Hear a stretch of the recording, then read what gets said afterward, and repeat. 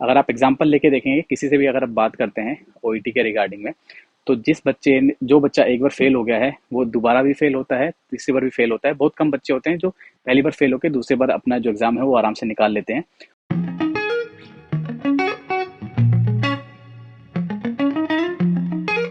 Hello, हाँ जी, नमस्कार। मेरा नाम है संदीप चौहान। आप देख रहे हैं चौहान यूके वाइब्स। तो आज मौसम काफ़ी गंदा हो रखा है, बाहर बारिश आ रही, तो इसलिए मैं बालकनी में खड़ा होकर वीडियो बना रहा हूँ। तो जैसे कि आपने थंबनेल देख लिया है, ये वीडियो काफ़ी इंपॉर्टेंट होने वाला है वैसे भी, क्योंकि इसके अंदर हम लोग बात करेंगे कि जो आपका सबसे पहला स्टेप है यूके आने का, उसको आप कैसे इजी बना सकते हैं। आपका सबसे जो पहला स्टेप है, आप सभी लोगों को पता है कि वो है आपका जो आपका ओईटी एग्जाम है उसको कैसे क्लियर कर सकते हैं। और जो सबसे पहला एग्जाम स्टेप है वही सबसे हार्ड स्टेप है। और जो ओईटी है वही सबसे हार्ड है, क्योंकि उसके बाद जो आपका एग्जाम होता है, सीबीटी होता है, इंटरव्यू होता है, उसकी होता है, ये सारे आपके काफ़ी इजी एग्जाम है एज कम्पेयर टू ओईटी। तो OET as compare to other exams काफ़ी हार्ड है, और जो आपका पहला स्टेप है वही सबसे हार्ड है। तो इस वाली वीडियो में हम लोग बात करेंगे कि ओईटी को हम लोग कैसे इजी बना सकते हैं। जो आपकी प्रिपरेशन होगी उसको आप कैसे इफेक्टिव बनाएंगे, और उसको इतना आसान कर देंगे कि आपके लिए ओईटी क्लियर करना काफ़ी आसान हो जाएगा। अगर जैसे मैं आपको बता रहा हूँ, अगर आप उसको फॉलो करते हैं उस चीज़ को, तो आपका जो ओईटी है वो काफ़ी आराम से आपका क्लियर हो जाएगा। आपको अपना इनपुट 100% देना है, तभी जो मेरी ट्रिक्स हैं वो आपके काम आएंगी। तो चलिए इस वीडियो को हम लोग शुरू करते हैं। तो जैसे कि आप सभी लोगों को पता है कि ओईटी के अंदर टोटल 4 मॉड्यूल्स होते हैं: reading, listening, writing and speaking, right. तो ज़्यादातर जो बच्चे फेल होते हैं, या फिर ज़्यादातर बच्चे जो कि एग्ज़ाम में रह जाते हैं, वो टोटल मिला के 2 मॉड्यूल में रहते हैं। या तो रीडिंग में फेल होते हैं या फिर वो राइटिंग में फेल होते हैं। स्पीकिंग में भी वो फेल होते हैं, पर ज़्यादातर रीडिंग और राइटिंग के अंदर फेल होते हैं। तो जिस तरीके से मैंने प्रैक्टिस करी थी वही तरीका मैं आप लोगों को बताने जा रहा हूँ कि मैंने किस तरीके से प्रैक्टिस करी थी। ज़्यादातर कोचिंग्स के अंदर क्या होता है कि आपकी रीडिंग, राइटिंग, लिसनिंग और स्पीकिंग सारी एक साथ कराई जाती हैं। चारों मॉड्यूल्स को एक साथ लेके चला जाता है, जैसे कि रोज ही आपकी रीडिंग, लिसनिंग, राइटिंग और स्पीकिंग होती है। पर आपको वैसा नहीं करना है अगर आप सेल्फ प्रिपरेशन कर रहे हैं तो भी। और जैसे हम लोग अपने बच्चों को पढ़ाते हैं जो हमारी एकेडमी में है, तो भी हम लोग एक ही तरीके से फॉलो करते हैं कि सबसे पहले क्या है कि आपको अपनी रीडिंग के ऊपर ध्यान देना है। जो रीडिंग मॉड्यूल है वो काफ़ी डिफिकल्ट है, और रीडिंग मॉड्यूल को टाइम भी चाहिए। तो जब वो भी ओईटी की प्रिपरेशन कर रहे हैं वो इस चीज़ का ज़रूर ध्यान रखें कि कम से कम 3 महीने की प्रिपरेशन करें। बीच में आपको काफ़ी ज़्यादा कॉन्फिडेंस आएगा कि मेरे को अभी एग्जाम दे देना चाहिए और मेरा जो एग्जाम है वो आराम से क्लियर हो जाएगा। और क्योंकि हम लोग ने प्रिपरेशन करी थी, तो हमारे अंदर भी ऐसा था कि 1.5 महीने हम लोगों ने प्रैक्टिस करी थी, और हमारे अंदर वो कॉन्फिडेंस आ गया था कि हम एग्जाम दे देना चाहिए और हम पास हो जाएंगे। पर अगर आप एक मॉड्यूल को एक टाइम पे करेंगे, जैसे कि 15 दिन एक का किया है, 15 सेकेंड मॉड्यूल करेंगे, 15 दिन के लिए थर्ड मॉड्यूल, फिर 15 दिन के लिए फोर्थ मॉड्यूल करेंगे, तो आपके अंदर अगर कॉन्फिडेंस आ भी गया, तो कम से कम आपको ऐसा लगेगा कि मेरा एक मॉड्यूल अभी बचा हुआ है, मेरे को वो भी पूरा करना है। मेरी राइटिंग बच गई है, मेरी लिसनिंग बच गई है। तो पहले एक एक मॉड्यूल को करेंगे तो आपके अंदर कॉन्फिडेंस तो आएगा, पर आप एग्जाम देने नहीं जाएंगे। ज़्यादातर बच्चे ओवर कॉन्फिडेंस के अंदर एग्जाम दे देते हैं अपनी ओईटी का, और वहाँ पे वो लोग फेल हो जाते हैं।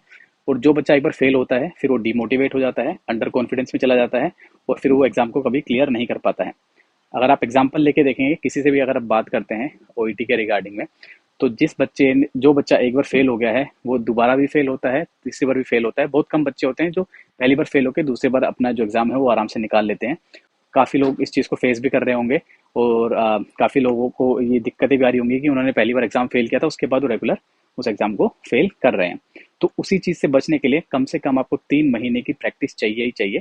तो इसी हिसाब से मैं आप लोगों को ट्रिक बताऊंगा कि आपको कैसे करना है। तो सबसे पहले हम लोग बात करते हैं रीडिंग के बारे में। जो आपका जो रीडिंग का मॉड्यूल है वो काफ़ी डिफिकल्ट मॉड्यूल है, मैंने जैसे आपको बताया। उसके अंदर सबसे ज़्यादा प्रैक्टिस की ज़रूरत है, क्योंकि देखो, लिसनिंग के अंदर सुनने की आदत सभी को है, पर पढ़ने की आदत बहुत कम लोगों को होती है। तो जो आपकी रीडिंग हैबिट है वो एनहेंस तभी होगी जब आप आज करेंगे, कल करेंगे, परसों करेंगे, और कंटिन्यूसली आप 3 महीने तक तब उसको करेंगे। सबसे पहले तो सबसे बड़ी चीज़ तो यही है, ठीक है।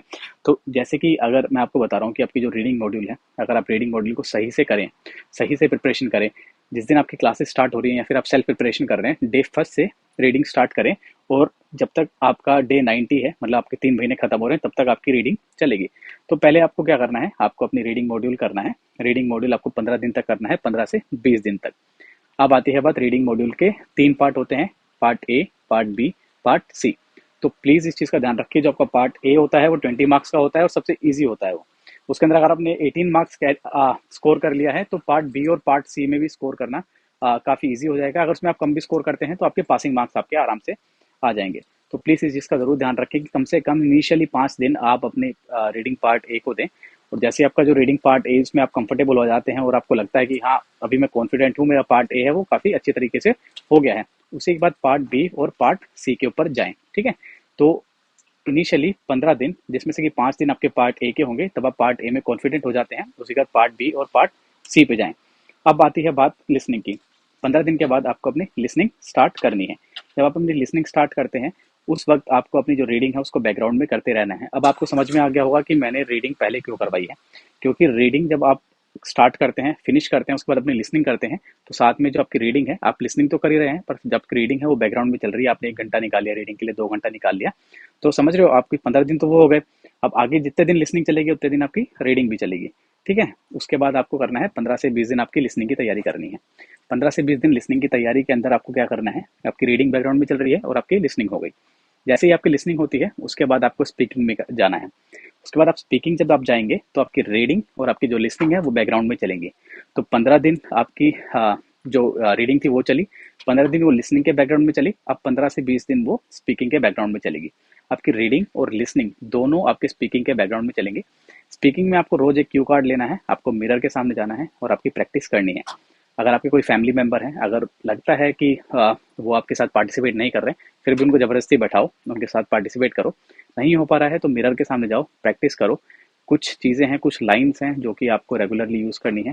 जैसे कि आप अपना इंट्रोडक्शन देते हैं किसी पेशेंट को, या फिर पेशेंट के बारे में पूछते हैं, पेशेंट का नाम पूछते हैं, पेशेंट के हेल्थ के बारे में पूछते हैं, सारी चीज़ें हैं वो सेम ही चीज़ें होती हैं। अपना खुद का जो इंट्रोडक्शन होता है एटलीस्ट वो आप पक्का कर लें, वो बाय हार्ट ही कर लें एक तरीके से।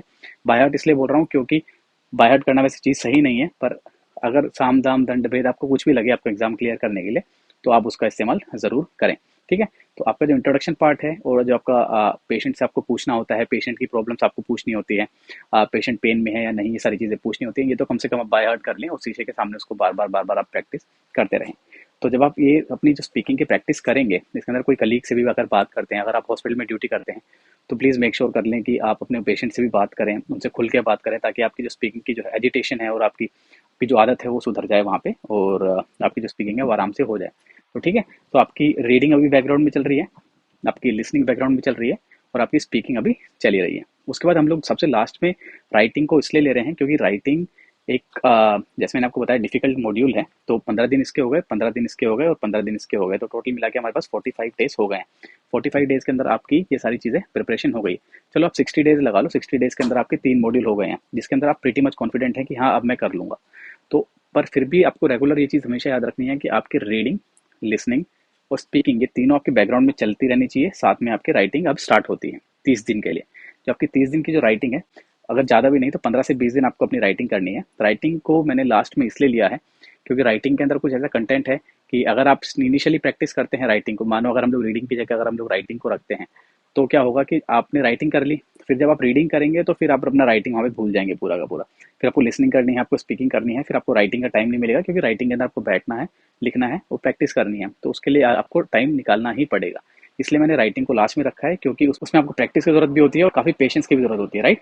तो आपकी अभी रीडिंग, लिसनिंग और स्पीकिंग, आपको अभी इंटरेस्ट आने लग गया है ओईटी के अंदर, जब आप ये सारी चीज़ें कर रहे हैं, आपको तीनों के तीनों करने हैं। और जो आपके राइटिंग है, इनिशियली राइटिंग अगर आप करेंगे तो आप बोर हो जाएंगे और आप पढ़ भी नहीं पाएंगे सही तरीके से, ठीक है। तो अब आपका आता है राइटिंग का पार्ट। जो राइटिंग का जो पार्ट है वो काफ़ी ईजी पार्ट है, अगर आप उसको सही से देखें। और यूके में भी अगर आप आते हैं तो आपको वहाँ पे सिर्फ C+ ही चाहिए, बाकी सब में आपको 20 स्कोर चाहिए होता है। खाली राइटिंग एक ऐसा मॉड्यूल है जिसके अंदर आपका C+ चल जाएगा। तो ठीक है, तो अब आप राइटिंग इसलिए करेंगे क्योंकि इसके अंदर आपको काफ़ी ज़्यादा ध्यान रखना है। इसके अंदर जो भी आप करेंगे वो ऐसा होता है कि आप जब भी कोई भी चीज़ प्रैक्टिस करते हैं तो आपके पास भूलने के ज़्यादा चांस होते हैं, इसलिए हमने राइटिंग को लास्ट में रखा है, ठीक है। सबसे पहले आपको केस नोट पढ़ना है, आपका अच्छी तरीके से केस नोट पढ़ना है।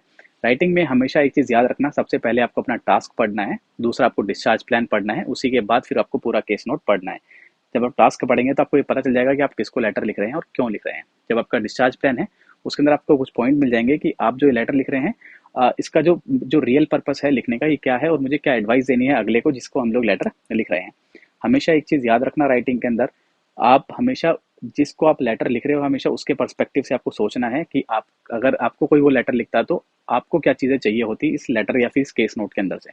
तो काफ़ी इंपॉर्टेंट है राइटिंग भी, इसलिए हमने राइटिंग को लास्ट में रखा है। जब आपकी राइटिंग चल रही है तो जैसे मैंने आपको बताया, आपकी रीडिंग, लिसनिंग और स्पीकिंग हमेशा बैकग्राउंड में होती रहेगी। यही जो ट्रिक थी ये मैंने इस्तेमाल करी थी मेरे एग्जाम के टाइम पे, और ये काफ़ी हेल्पफुल भी है। अगर आप लोग करते हैं तो इस चीज़ का आपको काफ़ी अच्छा बेनिफिट मिलेगा। और जिन जो अगर यूज़ करते हैं तो आप मुझे प्लीज़ बताना अपने कमेंट सेक्शन में, आज से कम से कम 15 या 20 दिन बाद जब आप इसको प्रैक्टिस में लाएंगे कि आपका कितना इंप्रूवमेंट हुआ है और कितना नहीं हुआ है। जो ये मेरी ट्रिक है ये यूज़फुल है या नहीं है। इस ट्रिक को यूज़ करके मैंने मेरा ओईटी फर्स्ट अटेम्प्ट में क्लियर किया था। बाकी आप यूज़ करें, अपना एग्ज़ाम क्लियर करें, यहाँ पे आएँ। और यहाँ पे नर्सेज़ की काफ़ी ज़्यादा ज़रूरत है और काफ़ी ज़्यादा वैकेंसीज़ हैं। जैसे कि मैंने अपनी लास्ट वाली वीडियो में बताया था, कमल अकेडमी पे हम लोग वैसे भी जो नर्सिंग की वैकेंसीज़ हैं वो डालते रहते हैं। आप वहाँ पे जाके देख सकते हैं। उम्मीद करता हूँ ये वाली वीडियो आपको पसंद आई होगी और आपके लिए काफ़ी हेल्पफुल भी होगी। तो मिलते हैं अपनी नेक्स्ट वाली वीडियो के अंदर। थैंक यू सो मच, आपने हमें इतना टाइम दिया। धन्यवाद।